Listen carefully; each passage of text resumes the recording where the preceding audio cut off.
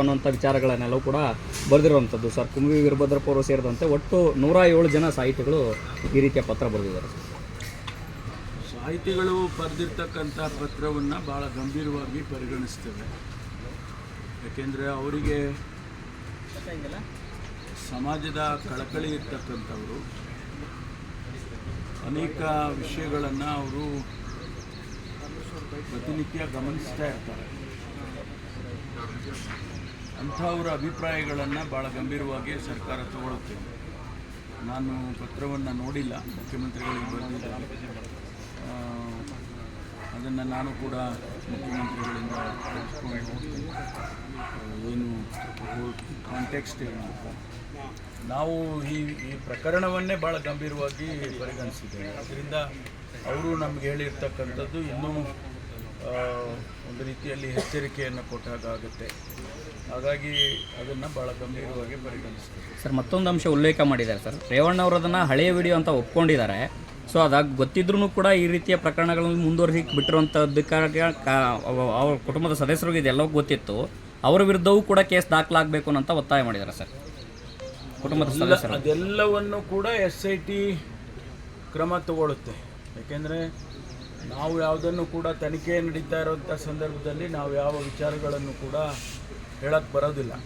ಇದನ್ನೆಲ್ಲ SITನವರು ಗಮನಕ್ಕೆ ತಗೊಳ್ತಾರೆ ಅಂಥೇಳಿ ನಾನು ಅಂದ್ಕೊಳ್ತೇನೆ. ಯಾಕೆಂದರೆ ಇವೆಲ್ಲ ಅದಕ್ಕೆ ಲಿಂಕ್ ಆಗಿರ್ತಕ್ಕಂಥದ್ದು. ಕುಮಾರಸ್ವಾಮಿ ಅವರು ಹೇಳ್ತಾರೆ ಸರ್ಕಾರದ ಒಂದು ದೊಡ್ಡ ತಿಮಿಂಗಿಲ ಇದೆ ಈ ಸರ್ಕಾರದ, ಅಂದರೆ ರೇವಣ್ಣವ್ರ ಕೇಸ್ ವಿಚಾರದಲ್ಲಿ ಅಂತ. ಅದೇ ಗೊತ್ತಿದ್ದರೆ ಹೇಳ್ಬೋದಲ್ಲ, ಹೇಳಿಬಿಟ್ರೆ ಮುಗ್ದೇ ಹೋಗ್ತದೆ. ತಿಮಿಂಗಿಲ ಯಾರು ಅಂತ ಅವರೇ ಹೇಳಿಬಿಟ್ರೆ ಇದೆಲ್ಲ ಮುಗ್ದೇ ಹೋಗುತ್ತೆ. ಭ್ರಷ್ಟಾಚಾರ ಇದ್ದರೆ ಅವ್ರಿಗೆ ತಿಮಿಂಗೆಲ್ಲ ಇದ್ದಾರೆ ಅಂತ ಗೊತ್ತಿದೆ ಅವರಿಗೆ, ಅದನ್ನು ಹೇಳದೇ ಇರೋದೇ ದೊಡ್ಡ ತಪ್ಪಲ್ವಾ? ಹಾಂ, ಹೇಳಬೇಕು. ಹೇಳಿದರೆ ಭಾಳ ಒಳ್ಳೆಯದು ಸರ್. ಭ್ರಷ್ಟಾಚಾರದ ಪೆನ್ ಡ್ರೈವ್ ನನ್ನ ಹತ್ರ ಇದೆ, ಅದನ್ನು ಸರ್ಕಾರಕ್ಕೆ ಕೊಟ್ಟರೆ ತನಿಖೆ ಮಾಡಿಸುವಂಥ ತಾಕತ್ತು ಸರ್ಕಾರಕ್ಕಿದೆಯಾ ಅನ್ನೋಂಥ ಸವಾಲನ್ನು ಹಾಕಿದ್ದಾರೆ ಸರ್ ಕುಮಾರಸ್ವಾಮಿ ಅವರು. ದಿನ ಹೇಳ್ತಾ ಇರ್ತಾರೆ, ದಿನ ಒಂದೊಂದು ಹೇಳಿಕೆ ಬರ್ತಾ ಇದೆ. ಅದನ್ನು ಅವರು ಕೊಡ್ಬೋದು. ಕೊಟ್ಟಾದ್ಮೇಲೆ ಮಾಡಲಿಲ್ಲ ಅಂತ ಹೇಳಿ ತನಿಖೆ ಕೊಟ್ಟಾದಮೇಲೆ ತನಿಖೆ ಮಾಡಲಿಲ್ಲ ಅಂತ ಹೇಳ್ಬೋದು. ಒಂದು ವೇಳೆ ನಾವು ಮಾಡದೇ ಇದ್ದರೆ ಕೊಡಲಿ. ಈಗ ಪ್ರಜ್ವಲ್ ಎಲ್ಲಿದ್ದಾರೆ ಅನ್ನೋದ್ರ ಬಗ್ಗೆ ಸರ್ಕಾರಕ್ಕೆ ಏನಾದರೂ ಮಾಹಿತಿ ಇದೆಯಾ ಸರ್? ಏನಿದೆ ಸರ್? ಅದೆಲ್ಲ SIT ಗೊತ್ತಿಲ್ಲ ಸರ್. ಇವತ್ತು ಬರ್ತಾರೆ ಅಂತ ಮಾಹಿತಿ ಇದೆಯಲ್ಲ ಸರ್? ಇವತ್ತು ಬರ್ತಾರೆ ಅಂತ ನಿಮಗಿದೆಯಾ? ಅಲ್ಲ ಸರ್, ಟಿಕೆಟ್ ಬುಕ್ ಆಗಿ ಯಾರಿಗಿದೆ ಮಾಹಿತಿ? ಯಾರಿಗಿದೆ ಮಾಹಿತಿ? ಟಿಕೆಟ್ ಬುಕ್ ಆಗಿದೆ ಎಲ್ಲ ನಿಮ್ಮ ಇಂಟೆಲಿಜೆನ್ಸ್ ಇರುತ್ತೆ ಸರ್. ನಿಮಗಿದೆಯೇನ್ರಿ? ಟಿಕೆಟ್ ಬುಕ್ ಆಗಿ ನಿಮಗಿದ್ರೆ ಹೇಳಿ. ಮಾಹಿತಿ ಇದೆ ಅಂದರೆ ಯಾರಿಗಿದೆ? ನಿಮಗಿದೆಯಾ? ಟಿಕೆಟ್ ಬುಕ್ ಆಗಿರೋ ಮಾಹಿತಿ ಇದೆ ಸರ್. ಯಾವ್ದು ಇದೆಯಾ? ಟಿಕೆಟ್ ಬುಕ್ ಆಗಿರೋ ಮಾಹಿತಿ ನಿಮ್ಮ ಹತ್ರ ಇದೆಯಾ? ಎಲ್ಲ ಹೇಳಿ. ಇದ್ರೆ ಹೇಳಿ, ನಮಗೆ ಸಹಾಯ ಆಗುತ್ತೆ. ಟಿಕೆಟ್ ರಿಟರ್ನ್ ಟಿಕೆಟ್ ಬುಕ್ ಆಗಿರೋದು ಇದೆ ಸರ್. ರಿಟರ್ನ್ ಟಿಕೆಟ್ ಬುಕ್ ಆಗಿರೋ ಮಾಹಿತಿ ಗೃಹ ಇಲಾಖೆಗೆ ಏನೂ ಇಲ್ಲ ಸರ್. ಇರುತ್ತೆ, ಅದನ್ನ ನಿಮ್ಗೆ ಹೇಳ್ತಾರ? ಅವರು ತನಿಖೆ ನಡೆಯುವಾಗ ಅವ್ರು ಯಾವ ವಿಷಯ ಹೇಳಬೇಕು, ಯಾವ ವಿಷಯ ಹೇಳಬಾರ್ದು, ಅದನ್ನು ಸಾರ್ವಜನಿಕ ವಲಯಕ್ಕೆ ಯಾವ್ದು ಬರ್ಬೋದು, ಯಾವ್ದು ಇರ್ಬಾರ್ದು ಅಂತ ಹೇಳ್ತಾರೆ. ನಿಮಗೆ ಗೊತ್ತಿದ್ರೆ ನೀವು ಹೇಳಿದರೆ ಸಹಾಯ ಆಗುತ್ತೆ.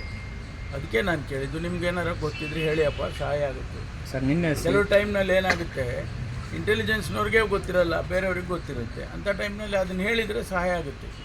ಹೇಳಿದ್ದೀವಿ ಸರ್ ನಾವು. ಅದೇ ಮುಂದೆಲ್ಲ ಹೇಳಿದ್ದೀವಿ ಸರ್. ನಿನ್ನೆ CM ಅವ್ರ ಜೊತೆಗೆ ಸಭೆ ಮಾಡಿದ್ರೆ ಏನು ಇನ್ಸ್ಟ್ರಕ್ಷನ್ ಇದೆ ಸರ್? ನಿನ್ನೆ CM ಅವ್ರ ನಿವಾಸದಲ್ಲಿ ನಿಮಗೆ ಹೇಳೋ ಅಂಥದ್ದು ಯಾವುದಿಲ್ಲ.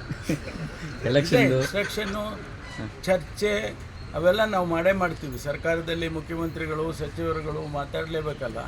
ಆದರೆ ನಿಮಗೆ ಹೇಳೋ ಅಂಥದ್ದು ಯಾವುದಿಲ್ಲ. ಅದಾದ್ಮೇಲೆ ಜಾರಕಿಹೊಳಿ ಅದು ಹೇಳಂಗಿಲ್ಲ. ಅವರ ಮಗಳು ಚುನಾವಣೆಗೆ ನಿಂತಿದ್ದರು. ಹಾಗಾಗಿ ಚುನಾವಣೆ ವಿಚಾರದಲ್ಲಿ ಸ್ವಲ್ಪ ಮಾತಾಡೋಣ ಅಂತ ಹೋಗಿದ್ದೆ. ಏನಾಗಿದೆ, ಗೆದ್ದಿತರ ಏನು ಎಲ್ಲ ನಮಗಿರೋ ಮಾಹಿತಿಗಳು ಅವ್ರ ಹತ್ರ ಹಂಚ್ಕೊಂಡು ಅವರು ಹೌದು ನಾವು ಗೆದ್ದಿದ್ದೇವೆ ಅಂತೇಳಿ ಹೇಳಿದರು. ಹಾಗಾಗಿ ಅದನ್ನೆಲ್ಲ ಮಾತಾಡಿಕೊಂಡು ಬಂದೆ ಸರ್. ಚುನಾವಣೆಯ ನಂತರದಲ್ಲಿ ಮತ್ತೆ ಸಮುದಾಯವಾರು DCM ವಿಚಾರ ಚರ್ಚೆಗೆ ಬರುತ್ತೆ ಅನ್ನೋದೇ ಇತ್ತು ಸರ್. ಆ ರೀತಿ ಏನಾದ್ರು ಚರ್ಚೆಗಳೇನಾಯ್ತು? ಎಲ್ಲ ಗೊತ್ತಾಗೋದೇ ಇಲ್ಲ ಅದೆಲ್ಲ. Thank you. ಓಕೆ.